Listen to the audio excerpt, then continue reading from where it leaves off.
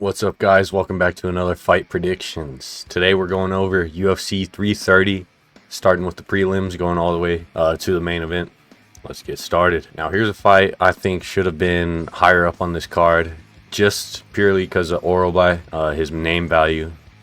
He has a lot of fans, big fan base. It might just be because of the way he looks, but he's a fun, entertaining fighter too. We got Jeremiah Wells versus Maitabek Orolbai. I got Orolbai winning round 2 TKO. I think he's just going to have the big grappling advantage, and he's not scared to get hit when it's on the feet, so I think he's just going to be able to walk through Jeremiah Wells' punches and everything. And Jeremiah Wells, 11 years older, not as fast or as fresh as Orolbai. So next up, we got Neil Magny versus Razim Bramaj. I got Magny winning a decision here. I think Magny's going to be able to keep it on the feet and stay where he's comfortable at against Ramiz here. He is the older fighter, but he does have the size advantage here. So I think he's going to be able to jab and prod and stay out of the way and stay away from the wrestling threat and the grappling threat from Bramaj. Next up, we have Rafael Tobias versus Lucas Fernando. I got Fernando winning round 1 TKO. He's the older fighter by 6 years, but he is the bigger fighter.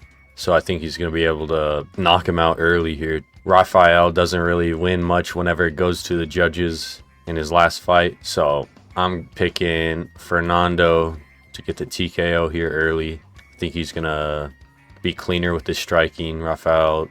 Tobias gets hit a lot when he's coming in, so I think Fernando's going to catch him. Next up on the prelims, we have Vicente Luque versus Tresean Gore. This should be a car crash of a fight, if anything. I got Tresean Gore winning round 2 submission. I think he might be able to hurt Luque on the feet or something, and then Luque shoots, and then Gore locks up that headlock he always does, bro. That guillotine type submission. So yeah, if you give Tresean Gore your neck, he's gonna start yanking that shit. So I got him winning here. A little bit younger fighter and bigger guy too. Next up, we have Dante Johnson versus Eric McConko. I got Dante Johnson winning round 2 TKO. After seeing Johnson's last fight, doesn't make me any more confident in him or this pick, because he took Cody Brundage to a split decision and won, but I guess he kept his undefeated record. Now down here at middleweight, but I think he's going to be able to put his paws on McConaughey and put him out in the second round. I don't see it really going to the judges, but next up we have a fight that's changed. Charles Johnson versus Eduardo Henrique. It was supposed to be Jose Ochoa, but he's stepped out due to injury, I believe. I was going to lean towards Jose Ochoa, but now I'm definitely leaning towards Charles Johnson.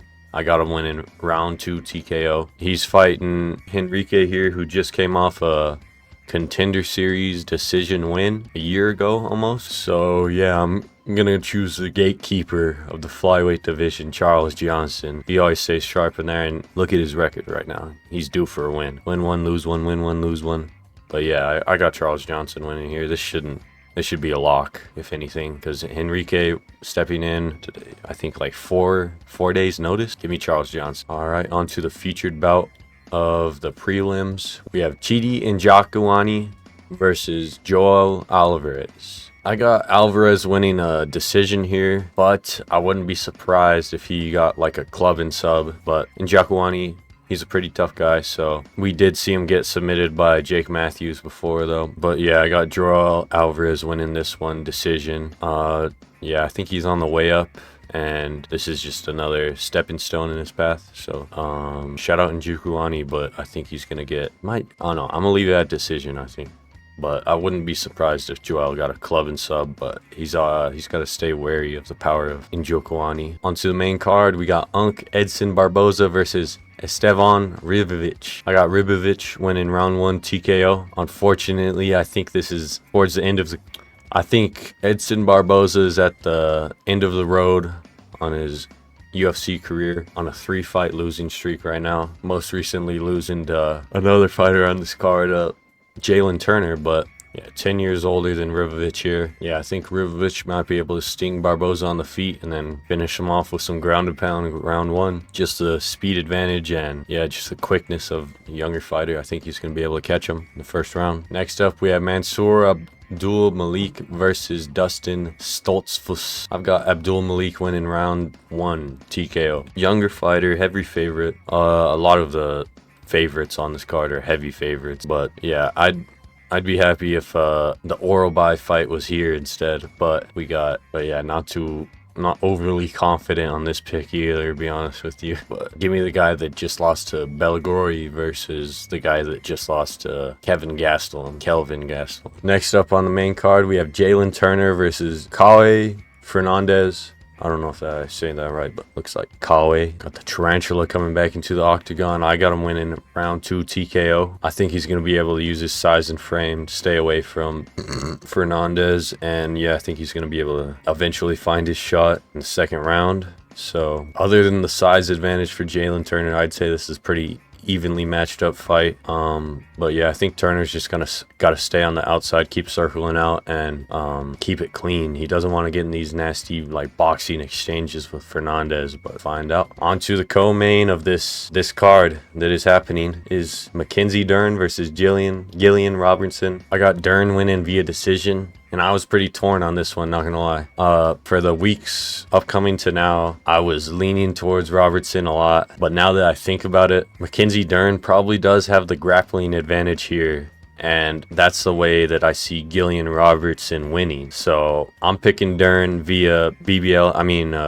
decision. Just, I think she's gonna outgrit her for 5 rounds, you know, and yeah, I think she's gonna show levels in the grappling, you know, just like be able to plod her way forward, and she's got to make it nasty on the feet. But I'm interested to see how this fight goes, if Gillian is gonna try and take her down or what. But this might end up being a absolute smudge fest at a co-main. But I don't know, I'm excited to see Dean Thomas's fighter versus everyone's woman's goat, Mackenzie Dern. And for the main event of the evening, the fight we are all watching this card for, Islam Makhachev versus Ian Machado Garry. I got Makhachev winning round 3 submission. After seeing their face off, bro, someone's lying here. Someone is lying here. Look at this. It says 5'10" to 6'3". That face off is something's going on. I think Islam must be 5'11". Garry must be like 6 foot 6'1". But yeah, I feel a lot more confident picking Makhachev after seeing them face off. And I don't know, I thought the size difference was going to be a lot different, unless like Islam got the height boosters in or some fraud maxing, but he's not the type of guy to do that. But yeah, I'm pretty nervous for this fight. I do not want to see Makhachev lose. I saw Ian Garry talking to the reporters for his media day today. Let's keep the questions fight related or to Islam, you know.